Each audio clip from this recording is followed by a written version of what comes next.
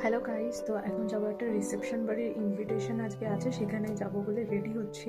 তো আজকে লেহেঙ্গাটা পরবো ভেবেছি, তো চলো তোমাদেরকে আমার লেহেঙ্গাটা দেখাই।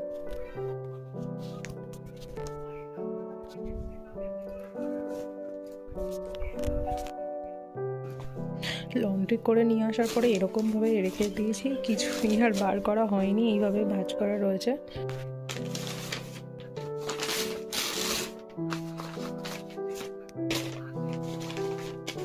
এই যে দেখতে পাচ্ছ আমার লেহেঙ্গাটা, এইটা তো এই যে তোমার হচ্ছে ব্লাউজ, এই যে ওড়নাটা, এই যে।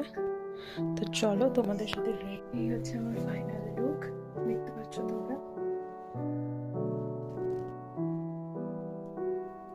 কেমন লাগছে অবশ্যই জানিও কমেন্টে। তো চলো আবার বিয়ে বাড়িতে দেখা হচ্ছে। রিসেপশনে গিয়ে খেয়ে নিলাম তোমার হচ্ছে টিক্কা কাবাব, রেশমি কাবাব, ড্রাই চিলি চিকেন, মোমো, পনির পকোড়া, তার সাথেও ছিল এখানে জিলেবি, রাবড়ি, আরও অনেক আইটেম। সবটা ট্রাই করতে পারিনি, পেট অনেকটা ভরে গেছিলো।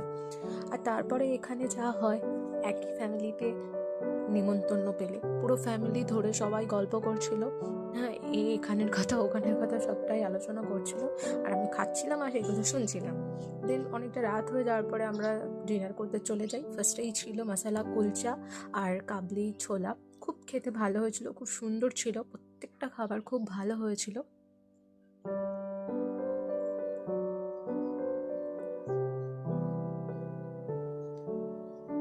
তারপর পাতে পড়লো ফিশ ফ্রাই আর স্যালাড। ফিশ ফ্রাইটা দেখো পুরো আসল ভেটকি মাছের ছিল, ভীষণ ভালো খেতে ছিল, তো একটু সস লাগিয়ে খেয়ে নিলাম। তারপরে দিয়েছিল তোমার হচ্ছে সাদা ভাত আর কাতলা, দই কাতলা, সরি।